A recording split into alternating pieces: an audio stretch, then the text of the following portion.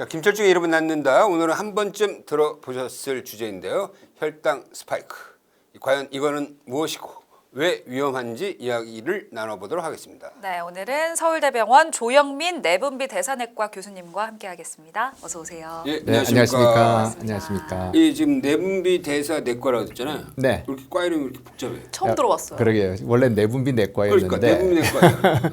저희가 내분비 질환은 호르몬 관계된 질환이고요. 대사 질환은 뭐 이제 혈당이나 콜레스테롤, 중성지방 등등 이런 것과 관계된 질병을 보는 건데 두 개를 다 같이 보는 거를 이제 설명하기 위해서 내분비 대사내과라고 했는데 더 어려워져 가지고 설명하기가 더 어려워졌습니다. 아, 그래요? 내분비 대사내과. 네.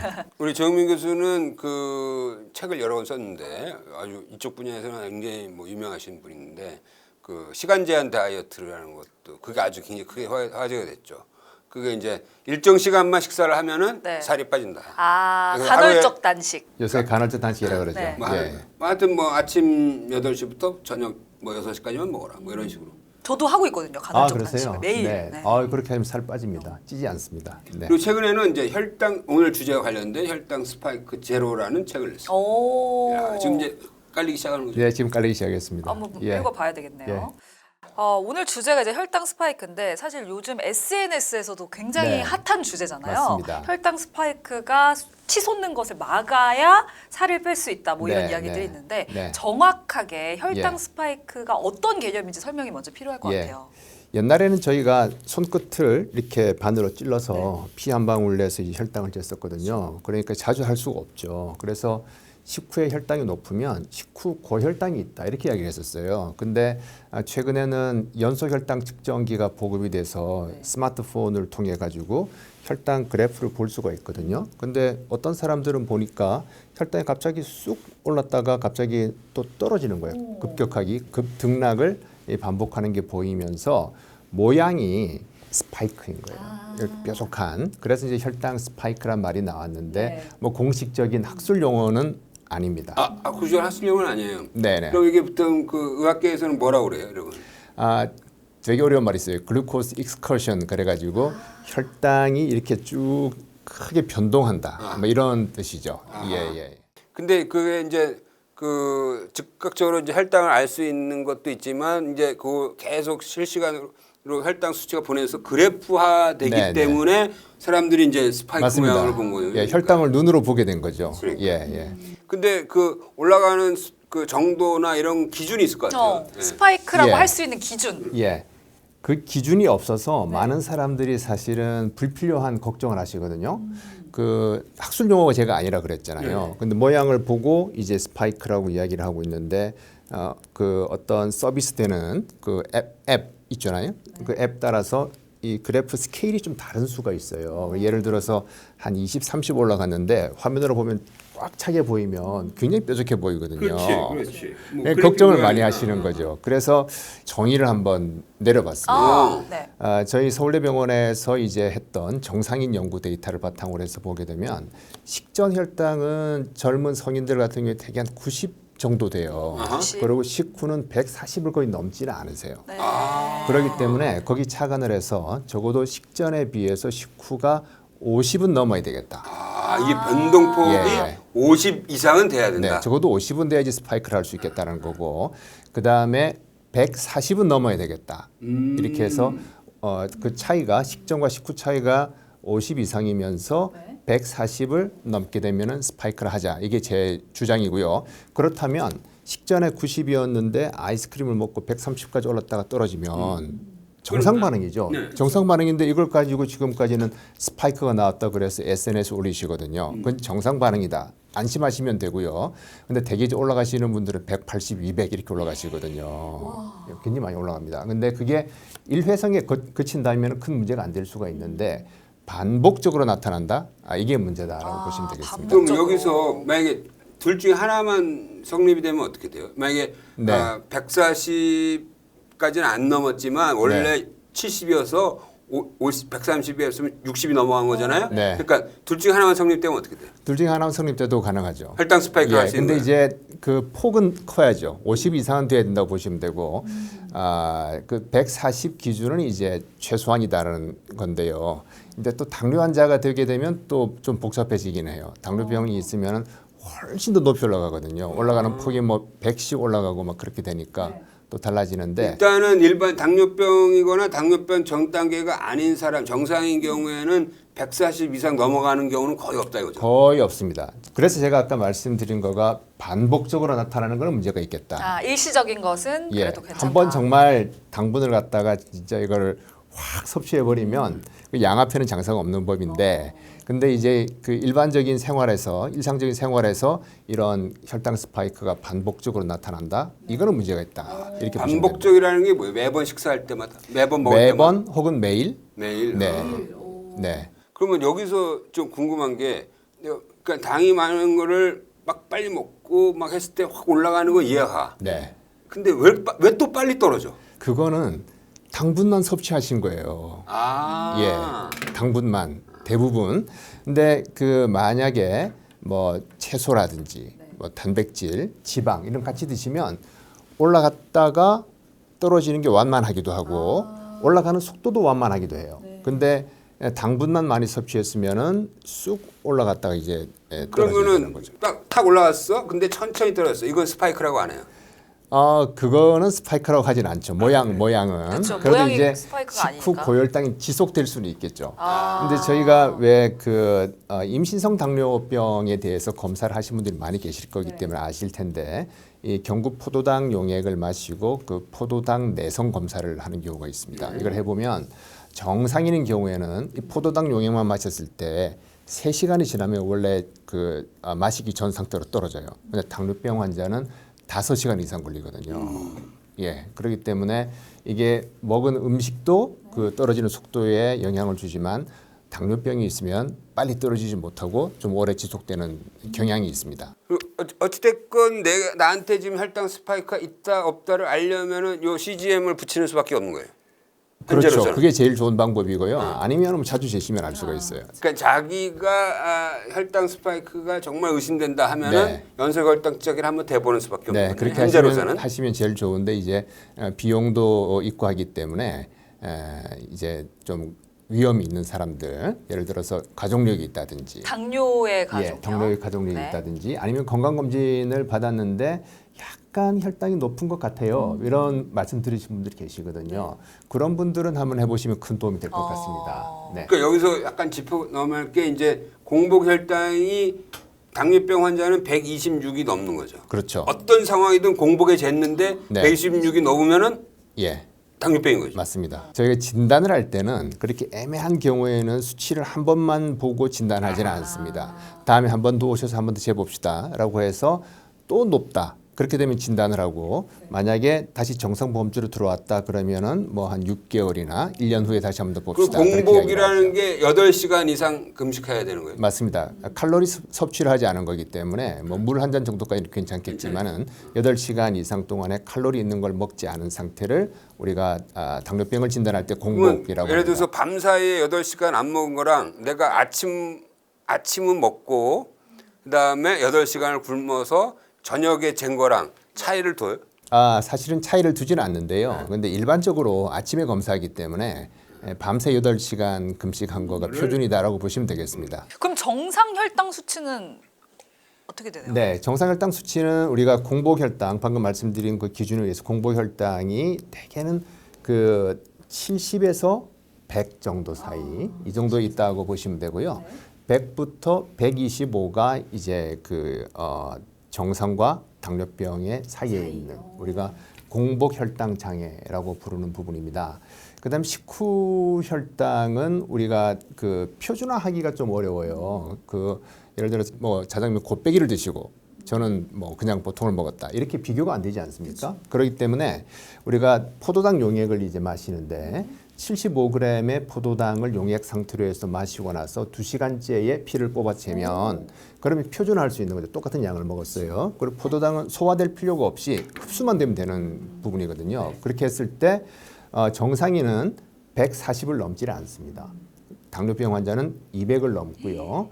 그렇다면 140부터 199까지가 그 중간 단계, 당뇨병 전 단계인데 이걸 우리가 이제 내당능 장애라고 부르고 있습니다. 그럼 당뇨병 전 단계를 그냥 그대로 살았어요. 네. 그대로 살았으면 이 사람이 당뇨병으로 넘어갈 확률이 몇 프로일까요? 1년에 5 내지 10%. 1년 5 내지 정도 10%가 보시면 됩니다. 당뇨병 전 단계인 사람은 당뇨병으로 넘어가. 네네. 그러면 이게 약 10년 지나면 거의 다 넘어간다고 보죠. 그렇죠. 한 50%가 생기는 거죠. 이야, 예. 그러니까 당뇨병 전 단계라고 해서 자기가 아직 당뇨병이 아니기 때문에 예. 뭐 안심하고 있을 사람이 예. 전혀 아닌 거네요. 근데 이제 젊은 사람들이 조금 더 잘 넘어간다고 보시면 되고 왜냐하면 이제 나이 들어서 그 정도 조금 살짝 올라간 경우는 그대로 유지되는 경우가 많이 있는데요. 저희가 이제 공복 혈당이 이제 당뇨병 전 단계에 해당되는 거가 100부터 125잖아요. 그러면 100은 정상에 가깝고 125는 당뇨 쪽에 가깝지 그 않습니까? 안에서도 차별을 두나 그러면? 예, 그래서 저희가 그 두 단계로 나눠서 분석을 해서 논문을 낸 적이 있어요. 100부터 125는 이미 당뇨병을 가진 경우가 한 2, 3% 정도가 있어요. 야. 그 저희가 이제 장기간 동안 연구를 해보면요, 이게 그 매번 똑같은 비율로 이렇게 올라가는 게 아니고요, 당뇨병이 생기기 전에 쭉 갑자기 급상승을 하게 됩니다. 그런 경우들이 많이 있습니다. 자, 그러면 혈당 스파이크라는 게 이제 확 올라가는 거죠. 급하게. 네. 이 원인이나 상황은 언제 이럴 때 오냐 이제 혈당 스파이크가. 네, 일단 그 뭐 혈당 스파이크가 자주 생기면 당뇨병이 걸리기 쉬운가요? 라 이런 말이 있는데 제가 보기로는 이제 이 혈당 스파이크가 나타난다는 자체가 이 포도당을 우리 몸이 처리하는 데 문제가 있다라고 봅니다. 그러니까 이게 닭이 먼저냐 달걀이 먼저냐에서 사실 혈당 스파이크가 나타났다는 건 이미 좀 문제가 있다라고 이렇게 보고 있고요. 일회성으로 높게 나타나는 건 아까 제가 말씀드렸듯이 그 양압에는 장사가 없기 때문에 굉장히 많이 높이 올라갈 수가 있는 부분이거든요. 그러니까 어떤 음식을 특히 먹었을 때 이렇게 급격하게 상승을 주로 하는지. 당분 위주로 된 거죠. 제가 설명하기 쉽게는 입에 넣자마자 바로 단맛이 나는 음식들이 문제가 있다라고 생각하거든요. 왜냐하면 달달한 거. 밥은 당분이 주로 돼 있지만 넣자마자 달지는 않잖아요. 한참 씹으면 단맛이 나게 되잖아요. 그렇게 해야 되는데 넣자마자 달다? 이거는 단순당이 많이 들어있다. 케이크, 그렇죠. 아이스크림. 맞습니다. 예, 그런 거가 이제 그 들어가게 되면 쉽게 생기는 거고요. 그래서 이 혈당 스파이크가 자주 나타난다는 거는 그 우리가 당뇨병 전 단계거나 당뇨병이 그 있는 상태를 지금 암시하고 있다. 그렇기 때문에 한 번쯤은 검사를 해보실 필요가 있다는 거고요. 그러면 단순당을 많이 빠른 시간에 먹을수록 혈당 스파이크는 올라간다고. 잘 올라갈 수 있습니다. 그러니까 단순당이라고 할 수 있는 것들이 말씀하신 네. 단 음식. 그렇죠. 입에 넣자마자 단맛이 나는 음식. 그래서 혈당 스파이크를 유발하는 음식 몇 가지를 좀 짚어주시면 좋을 것 같아요. 일단 그 제가 한번 말씀드렸다시피 입에 넣어서 단맛이 나는 음식들은 대부분 다 혈당 스파이크가 나타난다라고 보시게 되겠고요. 그 다음에 우리가 정제된 곡물들이 있어요. 그러니까 쌀을 그 잘 도정한 백미죠. 백미가 있을 것이고 밀가루도 있을 것이고 그것으로 만든 빵, 떡 같은 종류, 케이크라든지 뭐 이런 부분도 있을 수 있을 겁니다. 네. 아니면 이제 좀 단 과일로 만든 음료 그런 그렇죠. 것들도 있잖아요. 요즘 과일이 워낙 달아가지고 네. 그 특히 착즙을 했다든지 이렇게 되게 되면은 굉장히 많이 올라가게 되는 거죠. 그러니까 네. 생과일을 먹는 것보다 이게 갈아서 주스를 형태로 마시는 게 훨씬 더 빨리 올라가는 거예요. 네, 그러니까 여러 가지 방식이 있는데요.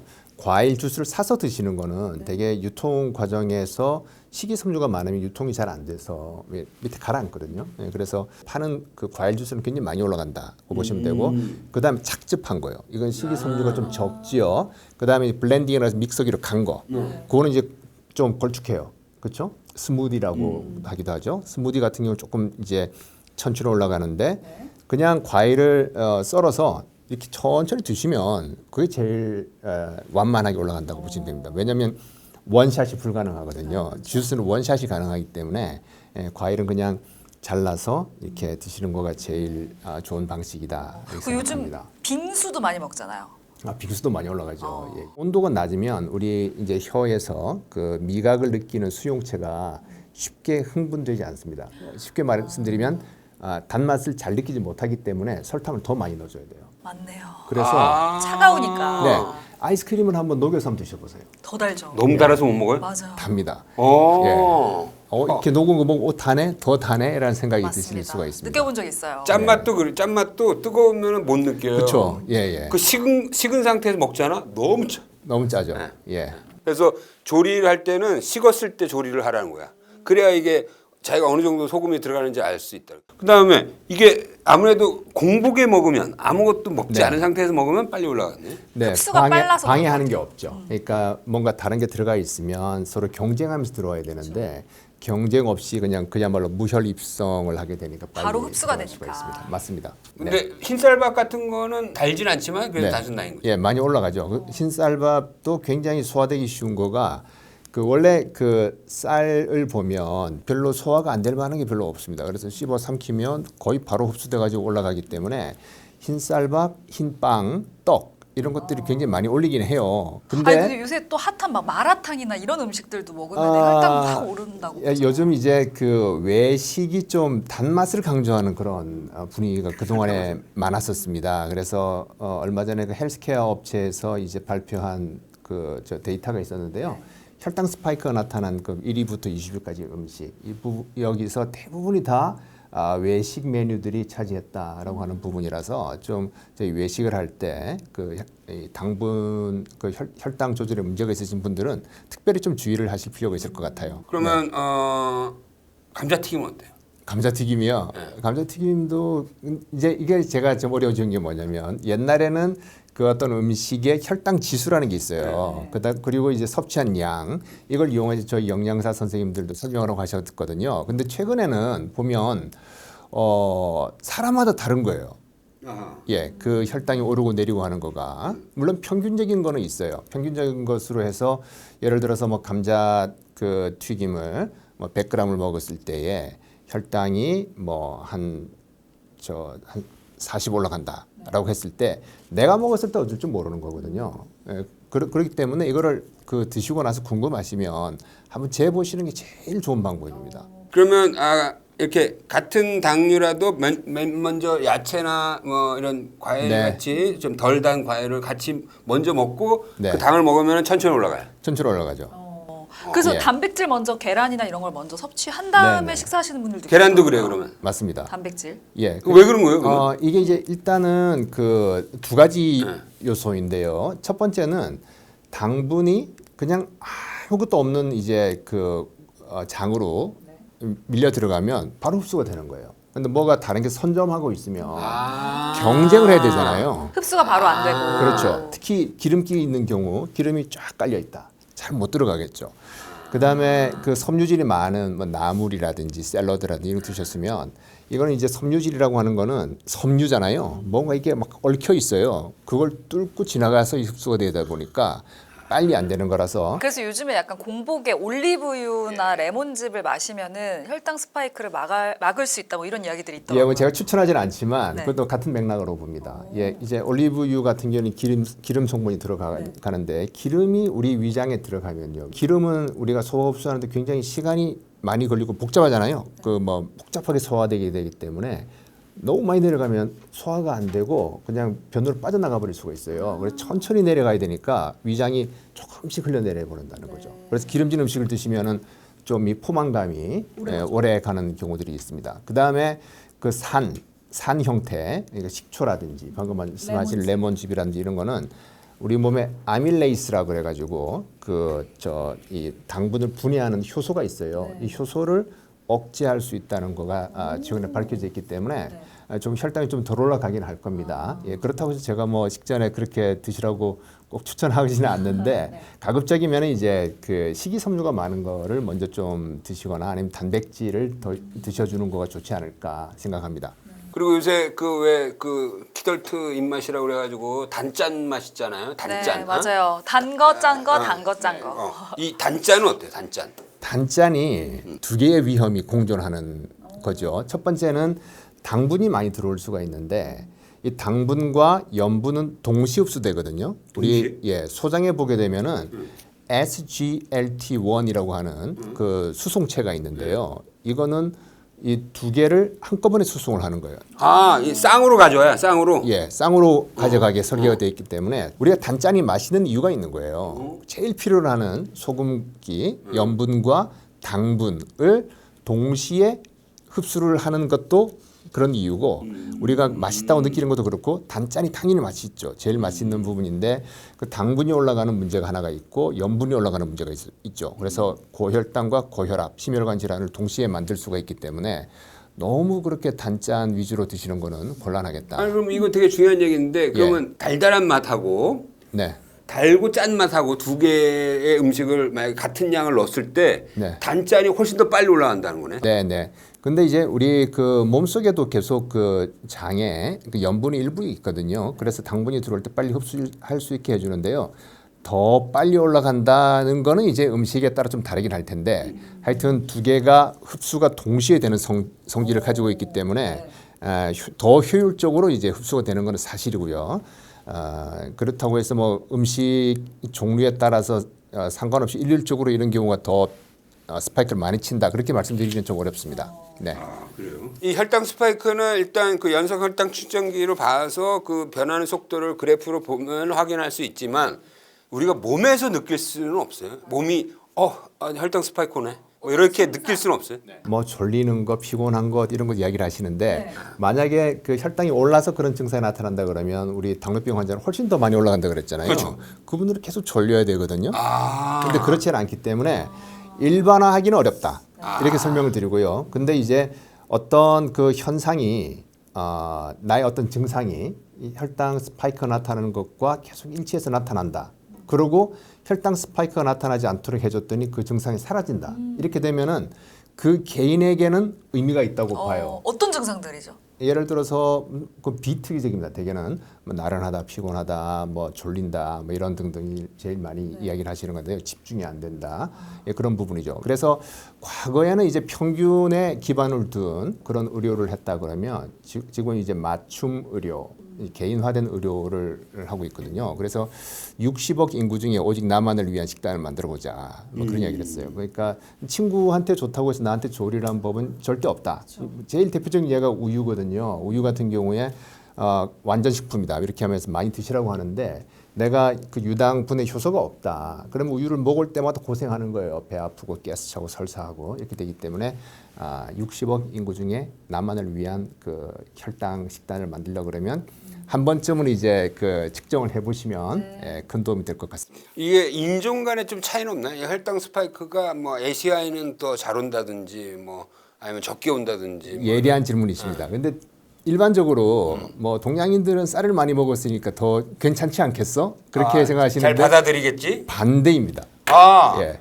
동양이 더 위험해. 식후 혈당이 더 많이 올라갑니다. 예. 그동안에 쭉 살아오면서 조상들이 쌀을 많이 먹었으니까 괜찮을 것 같지만 실제로 공복 고혈당보다 식후 고혈당이 더 흔히 나타나는 것이 동양인입니다. 야 이거 재밌네. 그 같은 공복 상태의 고혈당보다 식후 고혈당이 아시아인이 동양인이 훨씬 더 올라가. 예. 그래서 아까 제가 잠깐 말씀드린 게 뭐냐면 공복 혈당이 110에서 125 당뇨병 아니죠. 근데 그런 사람 중에서 한 12% 정도는 식후 고혈당. 식후를 재보면 당뇨병이라는 거죠. 예. 그럼 꼭 두 개를 다 해봐야겠네. 다 하기가 좀 쉽지가 않아서 제일 최근에 이제 당화혈색소라는 것이 있어요. 당화혈색소라 그래서 적혈구에 당이 붙은 거거든요. 그걸 이제 측정하게 되는데 6.5% 이상이면 당뇨병이다라고 이야기를 합니다. 그래서 예를 들어서 공복 혈당이 한 112 정도 되는데 당화혈색소가 6.7%다. 그러면 이분은 공복보다는 식후가 많이 올라가는 형태의 당뇨병이구나. 이렇게 이제 짐작을 해볼 수 있는 거죠. 그럼 어찌됐건 공복 혈당하고 당화혈색소는 두 개는 꼭 해봐야겠네. 네, 같이 해보시는 것이 좋습니다. 그래서 나의 상태를 딱 파악할 수가 있겠네. 예. 그다음에 이게 이제 혈당 스파이크라는 게 혈당이 급격하게 올라갔다가 결국엔 떨어지는 거잖아요. 예? 혈당이 떨어졌으니까 고혈당 상태가 오랫동안 가는 건 아니잖아요. 근데 왜 위험하냐 이거지. 뭐 여러 가지 이유가 있는데 일단 혈당 스파이크가 나타나는 자체가 문제다라고 하는 거고요. 떨어질 때 조금 더 내려가는 경우도 있어요. 원래보다 네네. 저혈당으로. 네네. 아주 보는 건 아닌데 어떤 경우가 있냐면 당뇨병 전 단계에 있는 분들이 간혹 그런 일이 있어요. 그게 뭐냐면 우리가 밥을 먹었을 때 인슐린이 그 바로 나와서 혈당을 이제 떨어뜨리고 이제 없어져야 되는 거잖아요. 근데 한 박자가 늦은 거예요. 네, 뒤늦게 나와가지고 계속 더 떨어뜨려가지고 저혈당까지 길게 가는 나서 더 경우들이 있습니다. 예. 아 그런 경우에는 오히려 더 혈당 더 밑으로 쭉 떨어지는 거. 실제로 저혈당에 근접하는 경우도 있습니다. 예, 그런데 이제 대개는 이제 젊은 여성들, 특히 마르고 좀 예민한 그런 젊은 여성들 같은 경우에 이 혈당이 올랐다가 내려가는 거를 느끼는 사람들이 있어요. 아 약간 어지러질하나? 그런 이야기를 많이 하십니다. 자율신경의 반응을 느끼는 경우가 있어가지고 어떤 검사를 하더라도 정상으로 나오죠. 근데 본인을 느낀단 말이에요. 이런 걸 갖다가 우리가 옛날에 신경성이라고 그랬죠. 지금은 기능성이라고 그래가지고 기능성 저혈당이다라고 이렇게 이야기를 하는데 실제로는 위험한 수준까지 가지는 않지만은 우리가 우리 몸이 고혈당으로 갔다가 내려갈 때에 그런 어떤 우리 몸의 자율신경의 반응이라든지 호르몬 변화를 느끼시는 증상으로 느끼시는 분들이 계시죠. 그런 경우에 우리가 일단 안심을 시켜드리고 음식을 너무 이제 고혈당이 나타나는 그런 음식들을 좀 피해 보시라라고 이렇게 이야기를 합니다. 일단 그 혈당이 빨리 쏘였다가 빨리 내려가고 심지어 어쩔 때는 더 밑으로 내려가고 이런 혈당의 변동성이 크면은 당뇨병 합병증 발생이 올라간다. 네. 이건 왜 그런 거죠? 또? 자, 이거는 이제 당뇨병 환자의 이야기입니다. 환자 같은 이야기죠. 경우에 정말 이렇게 롤러코스터를 탑니다. 저는 그때는 스파이크라 그러지 않고요. 완전히 보시면 이렇게 롤러코스터입니다. 이렇게 움직. 그런 경우는 굉장히 위험한 부분인데요. 근데 그런 사람들은 합병증이 더 잘 생기는 거예요. 지금 그런 연구 결과들이 나오고 있고 사실 이걸 연구로 증명하기는 굉장히 좀 어려운 부분이거든요. 그래서 대규모 연구는 없는데 지금까지 나온 연구를 보게 되면 이렇게 혈당이 롤러코스터를 타게 될 때 우리 몸이 스트레스를 많이 받는 겁니다. 그래서 산화 스트레스가 생기고 그게 생기면 염증 반응이 많이 생기거든요. 그렇게 함으로써 합병증, 당뇨 합병증이 생길 가능성이 뭐 많이 말초신경염이나 뭐 무슨 다른 혈관의 문제 뭐 이런 것들이 생길 수 있다는 거죠. 특히 이제 우리가 그 혈당이 높다는 거는 피 속에 포도당 농도 높은 거잖아요. 그러면 그걸 담고 있는 혈관, 특히 혈관에 내피세포가 있는데 이 내피세포는 굉장히 큰 스트레스가 됩니다. 내피세포가 혈관하고 딱 닿아 있는데 거기를 이제 혈당이 오르락 내리락 하니까 스트레스가 많이 되게 되는데요. 그래서 당뇨병의 만성 합병증은 다 혈관 합병증입니다. 그래서 미세혈관 합병증이라고 해서 눈과 콩팥과 신경의 합병증을 일으키는 것. 그리고 대혈관 합병증이라고 그래서 심장으로 가는 혈관, 관상동맥이라고 그러죠. 그리고 뇌로 가는 뇌혈관, 다리로 가는 말초동맥 이런 데다가 일으키기 때문에 이 고혈당에 따른 그런 당뇨병에 따른 합병증은 대부분이 혈관 합병증으로 나타나죠. 요새 그 연소혈당 쪽이 나오면서 이 혈당 스파이크 다이어트 한다는 사람이 많은데 네. 어쨌건 하루 종일 혈당 스파이크가 안 나도록 하면은 살이 빠질 거다. 네. 이런 식으로 맞아요. 이렇게 하는 사람들이 있어. 혈당 네. 관리를 잘해줘야 된다. 이게 말이 이론적으로 맞는 얘기예요. 일리가 있죠. 일리가 있는데 100%다 동의하기는 좀 어려운 부분이 있는데 예를 들어서 탄수화물 안 먹고 치즈만 먹고 살겠다라고 했을 때 혈당은 안 올라가겠죠. 했죠. 스파이크는 안 오는데 칼로리가 너무 많은 거죠. 그러면 혈당 스파이크는 안 왔지만 칼로리 네. 섭취가 예. 많았기 때문에 살은 찌겠네. 그렇습니다. 제가 한번 누차 말씀드리는 거가 양 앞에는 장사가 없다 하는 부분인데요. 그래서 최근에 너무 혈당 스파이크를 일으키는 음식이 너무 많은 거예요. 주변에 너무 많아서 그런 그 음식이 또한 칼로리도 많다라는 거기 때문에 그렇죠. 혈당 스파이크가 안 오게 하게 되면은 살이 빠지는 걸 경험하는 사람이 많습니다. 근데 이제 꼭 혈당 스파이크 때문에 비만이 되었다, 살이 쪘다 이렇게 말하기는 어려운 거죠. 근데 저는 또 최근에 또 궁금했던 게 혈당 쇼크라는 개념도 있더라고요. 네, 뭐 혈당 쇼크라 그러면 그것도 사실은 저희가 학술적 용어는 아닌데 그 저혈당 쇼크 이런 말이 있는데 고혈당 쇼크란 말이 한번 돌았던 적이 있습니다. 네. 우리는 이제 고혈당 위기 혹은 고혈당 응급 이런 식으로 의사들은 이야기를 하는데 두 가지 타입이 있어요. 하나는 1형 당뇨병 환자에서 생기는 당뇨병성 케톤산증이라는 것이 있는데 혈당이 250 이상 올라가면서 피가 산성으로 변한 거예요. 이게 이제 그 굉장히 위험한 상태가 되고요. 그리고 1형 당뇨병이 아니고 2형 당뇨병 환자에서 자주 생기는데 지속적으로 600 이상 올라가 있고 산증은 없는 경우인데 600 이상 이렇게 오랫동안 지속이 되다 보면은 우리 피 속에 삼투압이라 그래가지고서 이상이 생기는 거예요. 삼투압을 쉽게 설명드리면 뭐냐면 딸기가 있어요. 딸기가 있는데 그 설탕을 쫙 뿌려놓으면 한 1시간쯤 지나면 어떻게 돼요? 단물이 빠져나와가지고 빨갛게 이렇게 네. 변하죠. 그런 거를 갖다가 삼투압이라고 그러는데요. 혈액 속의 삼투압이 높음으로써 우리 몸에 큰 문제를 일으킵니다. 이거를 우리가 아마 일반인들이 최근에 고혈당 쇼크라고 말씀하시는 것 같고요. 특히 연세 많으신 분들한테 잘 생길 수가 있고 한번 생기면 굉장히 치명적인 그런 합병증입니다. 그 청소년들 그러니까 뭐 콜라 같은 거 이렇게 네, 벌컥벌컥 네. 마시잖아요. 예. 이 콜라에도 당이 많을 것 같은데. 많이 들어 있습니다. 그럼 이 청소년들이라고 해도 당뇨병 상태는 아니지만 네. 혈당 스피크가 올 수가 있나요? 나타나면 정말 문제가 있는 거죠. 예, 그 나이에 벌써 나타나면 너무 콜라에 당분이 많이 들어 있거든요.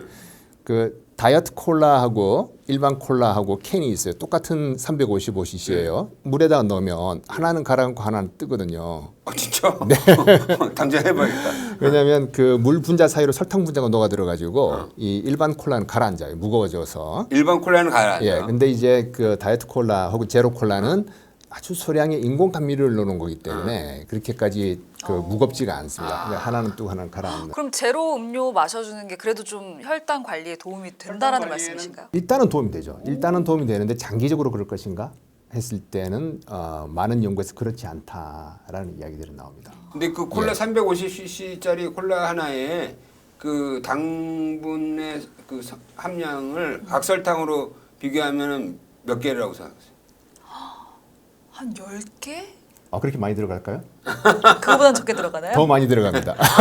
더 많이 들어가요? 네. 350ml에? 얼마 들어가요? 355cc의 뭐 회사마다 좀 다르긴 하겠지만 한 39g 정도의 당분이 있으면 각 설탕 하나가 3g이면 13개 13개. 정도 되죠. 예, 저도 13개를 마시는 거야? 한 번에. 뭐한 두세 개 들어갈 걸 생각했는데 예, 많이 들어가요. 와, 콜라 한 캔 마시면 각설탕 13개를 먹는 거야? 와, 대단하네요. 우리 보통 하나 먹어도 단데. 그러니까요. 근데 제로 음료는 그래도 좀 낫다라는 말씀이시죠? 제로 음료 같은 경우에는 당분을 가지고 있지 않으니까 혈당이 올라가진 않죠. 올라가진 않는데 과량 오래 섭취하고 이렇게 된다고 하게 되면 일단 장내 세균이 좀 바뀐다고 해요. 우리 장내 세균에 따라서 살이 더 찌고 덜 찌고 할 수 있는 것은 잘 알려져 있거든요. 그게 한 가지가 있고 또 하나는 고상성 행동이 되겠는데 우리 그 주말에 산에 올라가시는 분들 산 내려오셔가지고 운동했으니 막걸리에 전 먹자 그런 거 있잖아요. 그래서 보상성 행동이죠. 그런 것처럼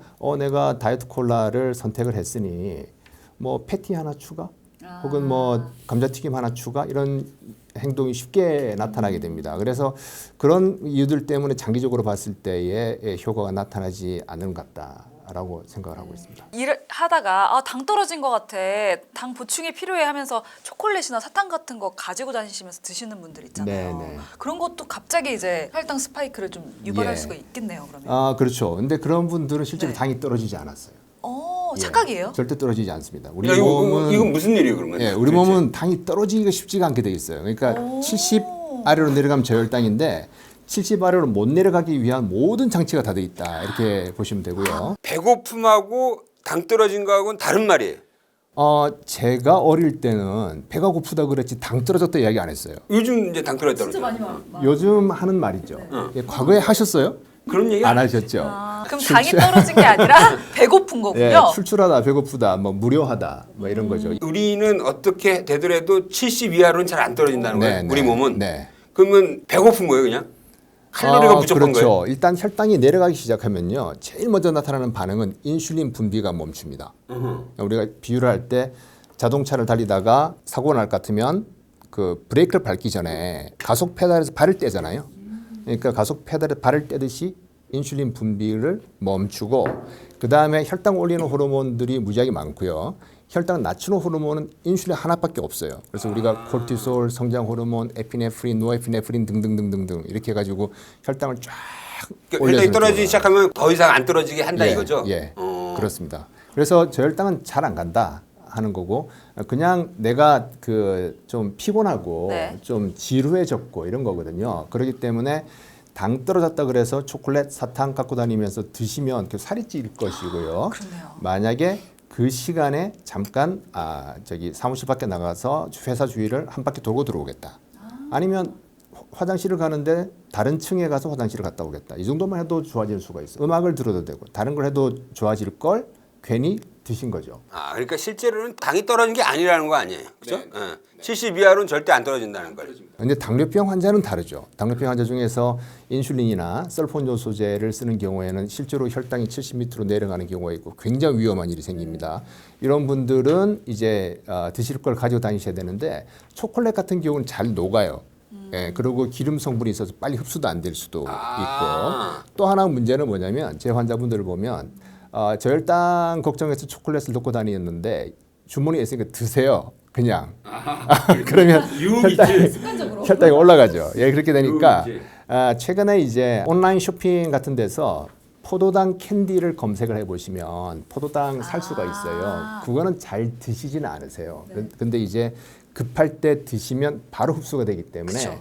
당뇨병 환자 중에서 인슐린을 쓰면서 저혈당을 경험하셨던 분이나 아니면 설폰요소제 계열 약을 써서 저혈당이 생기고 하시는 분들은 포도당 캔디를 지참하실 것을 추천드립니다. 잘 녹지 않고요. 그리고 가지고 다니면서 맛으로 먹거나 이런 일이 좀 적기 때문에 포도당 캔디를 추천드립니다. 천지에 달달한 음식이 깔려 있고 손만 닿으면 다 단순당 식품들이 깔려 있는 이 당이 많은 사회, 이 고당 사회를 살아가는 현대인의 생활 자세는 뭐예요? 저는 사실 그렇게 생각합니다. 슬로우 푸드 그리고 슴슴한 맛을 되찾자 이렇게 말씀드리고 싶어요. 너무 단맛에 길들여지셔서 그런데 이게 어릴 때부터 길들여진대요. 그래서 어릴 때 단맛을 회피하도록 하는 게 중요하고 예, 그다음 제로 음료도요.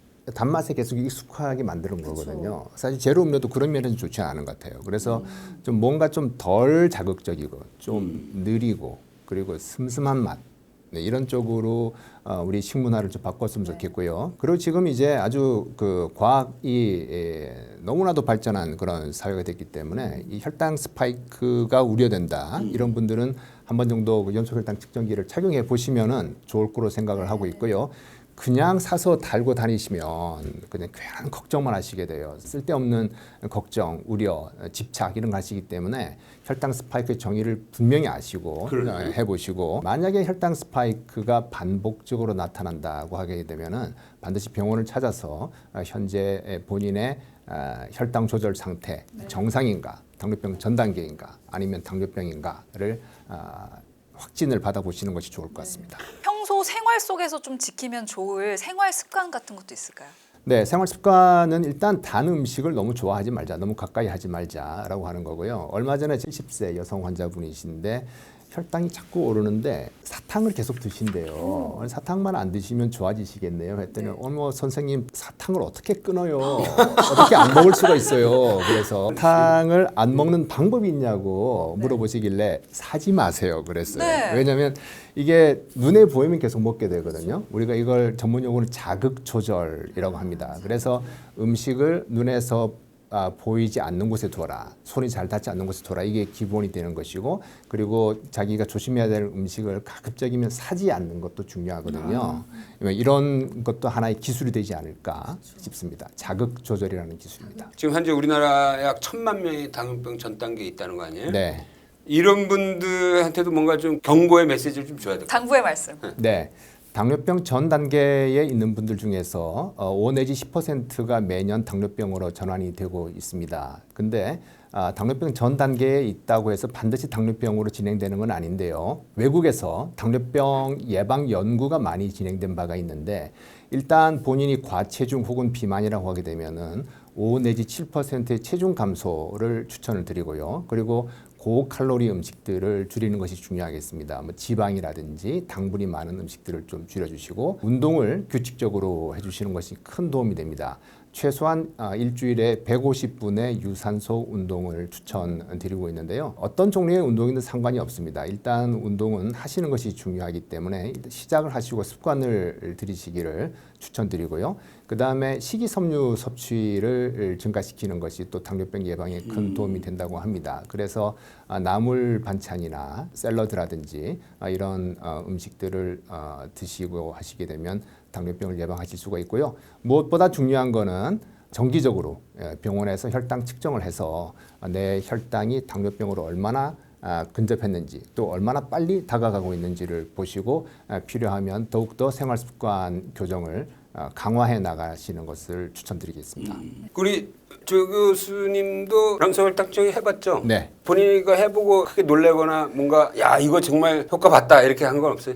제가 연소혈당 측정기를 해보고 놀란 거는 뭐냐면 스파이크가 안 나타나는 거예요. 오. 스파이크가 다 나타나는 것이 아니다는 것을 아. 그때 실감을 하고 다른 분은 어떤가 했는데 정말 그 혈당 조절 능력이 정상인 사람은 스파이크 나타나질 않습니다. 정말 웬만큼 많이 먹지 않고 나타나진 않는데 스파이크 자체가 진짜 뭔가 그 발생할 위험 요인이 있었기 때문에 있는 거죠. 그렇죠. 근데 그런 분들이 주변에 너무 많다는 거죠. 30세 이상 성인의 15.5%가 당뇨병, 그리고 41.1%가 당뇨병 전 단계. 그러니까 56.6%가 문제가 있으니까 그냥 이걸 달면 옆에서 이제 혈당 스파이크 나타났다는 분들이 많이 계신 거죠. 이 당뇨병이 21세기 최대죠. 당연한 얘기겠지만 술도 당연히 당에 안 좋겠죠. 술 같은 경우에는 일단 술을 드시면서 나 어제 오이 안주로 와인 마셨어 이런 사람 본 적이 없습니다. 술을 드실 때 기름진 안주를 많이 드신다. 그리고 이제 술을 드시면 자제력이 상실돼가지고 더 많이 드신다. 밖에서 많이 드시고 들어오셔가지고 집에 가서 라면도 끓여 드신다. 그 다음 날 숙취 때문에 또 해장하시느라고 뭐 드시고 운동도 빼먹고 그렇죠. 이렇게 되다 보니까 술의 그 영향이 술 자체보다도 그 주변 상황들이 변하면서 나타나는 위험이 굉장히 크다. 이렇게 말씀드리고 싶습니다. 예전에 이 연소혈당증 하고 나서 이제 밥 먹고 이제 혈당이 쭉 올라가는 게 보이잖아요. 걷잖아요. 신기하게도 그게 올라가는 속도가 줄어 진짜. 오. 밥 먹 식후 걷는 게 상당히 효과 있는 것 같아요. 네, 그거 정말 중요한 포인트인데요. 저희가 그 연소혈당 측정기를 이용해서 혈당 조절하는 임상 시험을 했어요. 우리 3개 병원에서 이렇게 임상 시험을 했는데 음식에 대해서만 저희가 주의를 드렸거든요. 근데 운동을 많이 하신 거예요. 혈당이 눈에 보이니까 걸을 때 내려가는 걸 보시고 반복적으로 하신 거죠. 절대로 운동을 많이 하세요는 말을 한 적이 없거든요. 당뇨병 대란 시대에 우리 구독자 여러분들께 전하고 싶은 당부의 말씀이 있으시다면 한 말씀 부탁드리겠습니다. 그야말로 당뇨병 대란의 시대가 되었습니다. 30세 이상 성인의 15.5%가 당뇨병을 앓고 있습니다. 그리고 연소혈당 측정기가 보급이 되면서 여기저기에서 혈당 스파이크가 나타났다는 말씀을 하시는데 그만큼 당뇨병 전 단계에 있는 분들도 많다는 이야기가 됩니다. 결국은 그 먹는 것 그리고 운동하는 것에 의해서 혈당이 결정된다고 생각을 하시고요. 음식을 선택하실 때 이 음식은 얼마나 혈당을 올리는 음식일까 한 번 정도 생각해 보시는 그런 시간이 되셨으면 좋겠습니다. 고당 사회에 혈당 스파이크라는 주제를 갖고 우리가 앞으로 이 고당 사회를 어떻게 헤쳐나가야 될지 너무 유익한 얘기를 많이 들었어요. 그래서 앞으로 나는 원래 달면 삼키고 쓰면 뱉으라고 그랬는데 거꾸로 쓰면 삼키고 달면 뱉으라. 그렇네요. 그런 자세로 네, 다 좋은 말씀이십니다. 예. 네, 영상 보시면서 궁금한 점 있으셨다면 댓글 남겨주시고요. 좋아요와 구독 버튼도 눌러주시길 부탁드리겠습니다. 오늘 함께해 주신 서울대병원 조영민 교수님 고맙습니다. 예, 감사합니다.